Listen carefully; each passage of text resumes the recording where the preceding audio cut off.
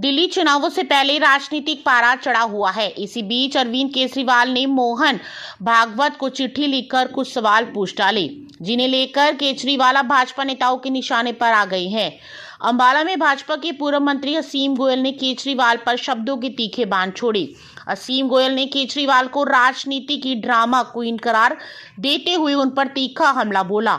असीम गोयल ने कहा कि अन्ना आंदोलन की राजनीति पैदाइश केजरीवाल ने अपने बच्चों की झूठी कसम खाने और दिल्ली की जनता को झूठ बोलने के अलावा कुछ नहीं किया।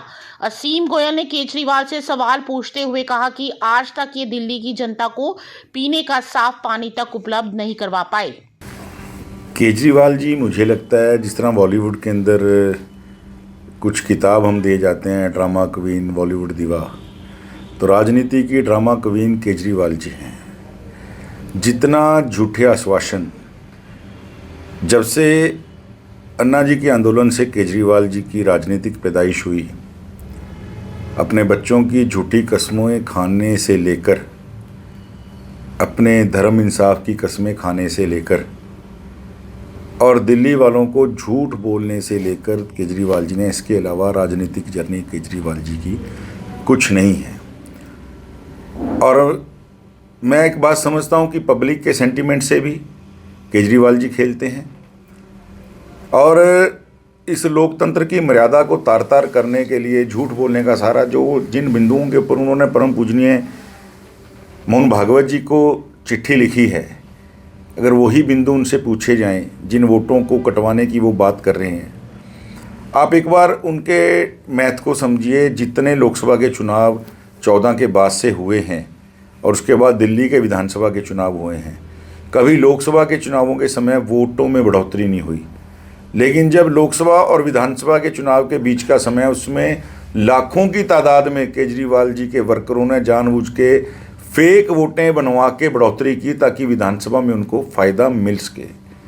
ये मैं सवाल उनसे पूछना चाहता हूँ, पूरी दिल्ली की जनता उनसे सवाल पूछना चाहती है। आप, जो दिल्ली की जनता आपसे बात करती है, आपने जल माफियाओं को इतना संरक्षण दिया, आप झूठी घोषणाएं करते हैं। जो पीने का पानी, जो बेसिक ज़रूरत है आदमी की, आज एक जगह भी दिल्ली में सुरक्षित पीने का पानी नहीं आ रहा, स्पेशली झुग्गी झोंपड़ियों के अंदर। आप ड्रामा करते हैं, ऊख से पानी लगाकर पी के दिखाते हैं कि मैं ऊख से पानी पी रहा हूँ, और आज ये शब्द है, आज के बाद यहाँ जो है स्वच्छ पानी आएगा। दिल्ली आपसे यमुना के मैले होने का कारण पूछती है। इतना प्रदूषित यमुना मैया कभी नहीं थी। और दिल्ली आपसे जितनी आपने झूठी घोषणाएं की, आज तक आपने स्कूलों के नाम के ऊपर, मोहल्ला क्लिनिक्स के नाम के ऊपर जो राजनीति की है, क्या एक भी मोहल्ला क्लिनिक में कोरोना के समय, जब इतनी बड़ी विश्व के अंदर महामारी आई, जब पूरा भारत जूझ रहा था, हर गली के अंदर स्वयंसेवकों की फौज ने, लोगों ने मिलके अपने आप को संभाला, पूरे देश के डॉक्टर, पूरे देश का हेल्थ सिस्टम एक पैर के ऊपर खड़ा होके पूरे देश के लिए लगा हुआ था, क्या आपके मोहल्ला क्लिनिकों में एक भी कोरोना का टीका लगा? केजरीवाल जी केवल झूठ की राजनीति करते आए हैं और इस बार उनकी झूठ की राजनीति का जवाब उनको पक्का मिलेगा। वहीं किसान आंदोलन जगजीत सिंह ढल्लेवाल की आमरण अनशन को लेकर भी असीम गोयल ने प्रतिक्रिया दी। उन्होंने कहा कि आंदोलन करना सभी का लोकतांत्रिक अधिकार है। जगजीत सिंह ढल्लेवाल बुजुर्ग है और आज पूरे देश को उनके स्वास्थ्य की चिंता है। उन्हें अपना अनशन समाप्त करना चाहिए। केंद्र सरकार जरूर किसानों से बात करेगी और पूर्व में भी केंद्र की कमेटी ने किसानों के साथ बैठक की थी। इस दौरान पूर्व मंत्री असीम गोयल ने कहा कि आज हरियाणा 24 फसलें एमएसपी पर खरीद रहा है, लेकिन पंजाब सरकार 6 फसलों के भी नाम बताए जो वो एमएसपी पर खरीद रहे हो। उन्होंने कहा कि भाजपा को छोड़कर अन्य दल किसान के नाम पर राजनीति करते हैं। देखिए, मैं बड़ा क्लियरली इस मामले में कहना चाहता हूँ कि किसान साथियों के लिए जितनी योजनाएं हरियाणा के अंदर बनी हैं, आदरणीय मुख्यमंत्री नायब सिंह सैनी जी, पहले ऐसा एक राज्य हरियाणा बना कि 24 की 24 फसलों को एमएसपी के ऊपर लेने वाला, रोज़ नई योजनाएं। अब भी, आज भी, कल भी आपने देखा होगा 2-2 हज़ार की जो राशि जो पीछे घोषित थी मुआवजे के नाते, वो हम हर किसान साथियों के खातों में गई है। आदरणीय मोदी जी जिस प्रकार से केंद्र के अंदर सम्मान निधि भेजना उनकी लगातार हर प्रदेश के अंदर फसलों को उठाने की चिंता करना, ये सब काम जो हो रहे हैं वो आज तक कभी भी किसान साथियों के हक में आज तक न केंद्र की सरकारों ने राज्य की सरकारों ने किए।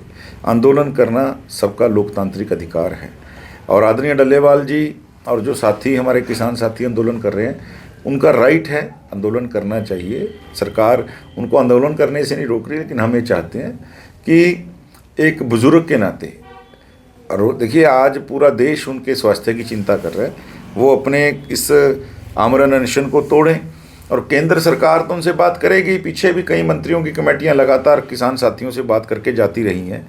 माननीय सुप्रीम कोर्ट ने पंजाब सरकार की जिम्मेवारी लगाई, लेकिन पंजाब सरकार ने अपनी जिम्मेवारी से हमेशा बचने का काम किया है। वो कभी भी ना किसानों के मामले पे, जो आज पंजाब के सरकार वाले हमारे पे सवाल उठा रहे हैं, वो 6 फसलों के नाम बता दें, हम तो यहाँ 24 फसलों के नाम ऑन रिकॉर्ड हम बता देंगे कि हम 24 फसलें खरीद रहे हैं। 6 फसलों के नाम बता दें। हर पार्टी ने भारतीय जनता पार्टी को छोड़ के किसान साथियों के नाम के ऊपर राजनीति की और आज भी वही हो रहा है। दलित छात्रा के मामले में सवाल उठा रहे रणदीप सुरजेवाला और कुमारी शैलजा को लेकर भी पूर्व मंत्री असीम गोयल ने कांग्रेस को आड़े हाथों लिया। उन्होंने कहा कि कांग्रेस में प्रदेश अध्यक्ष रहे अशोक तंवर को प्रताड़ित करने का मामला हो या खुद चुनावों में कुमारी शैलजा का मामला हो, शैलजा को कांग्रेस एक गुट द्वारा जाति सूचक शब्द कहना, इन बातों को लेकर पहले शैलजा श्वेत पत्र जारी करे, इसके बाद दूध का दूध पानी का पानी हो जाएगा। उन्होंने कहा कि हमारी सरकार ने दलितों के हित के अनेक कार्य किए। देखिए, दलितों को लेकर जितना अत्याचार, चाहे वो लारा हत्याकांड हो गोहाना के अंदर, चाहे खुद इनके प्रदेश के अध्यक्ष को प्रताड़ित करके मारने का मामला हो, अशोक तंवर जी को कांग्रेस छोड़ के चले गए थे, चाहे खुद कुमारी शैलजा जी प्रदेश अध्यक्ष बनी, उनको कभी भी अपनी टीम ना बनाकर चलने देना, आगे आना, और इस चुनाव के अंदर भी कांग्रेस के एक गुट द्वारा शैलजा जी के ऊपर सीधा जाति सूचक शब्दों से हमला करना, और शैलजा जी इसी बात से रुष्ट हो गए तो कांग्रेस की एक्टिव कैंपेन में नहीं गई, और वो कैसे बीजेपी के ऊपर ये सवाल लगा सकती हैं जो खुद 2 महीने पहले आरोप लगा के हटी हैं कि मैं कांग्रेस में इसलिए कैंपेन नहीं कर पाई कि एक दलित की बेटी को लेके कांग्रेस के लोगों के मन में सम्मान क्या है। मैं शैलजा जी को, आदरणीय हमारे हैं बड़ी बहन, उनसे निवेदन करना चाहता हूँ कि अगर आपको कुछ उजागर करना है, आप सच में अगर दलित हितैषी हैं, तो आप खाली बीजेपी से सवाल मत पूछिए। सरकार तो हमेशा, हमारी सरकार ने तो दलित साथियों के सम्मान के लिए नई नई योजनाएं बनाई, उनको आगे लाने का काम किया। डीएससी वर्ग के नाते भी जो भी मांग थी, और ये वही बीजेपी है जिसने कोविंद जी को समर्थन देके राष्ट्रपति बनवाने का, और अब आदरणीय मुर्मू जी, अनुसूचित जाति जो हमारा आदिवासी जो वर्ग है वहाँ से आते हैं, आप एक बार कांग्रेस की बातों के लिए भी एक श्वेत पत्र जारी कीजिए, तब जाके दूध का दूध और पानी का पानी होगा।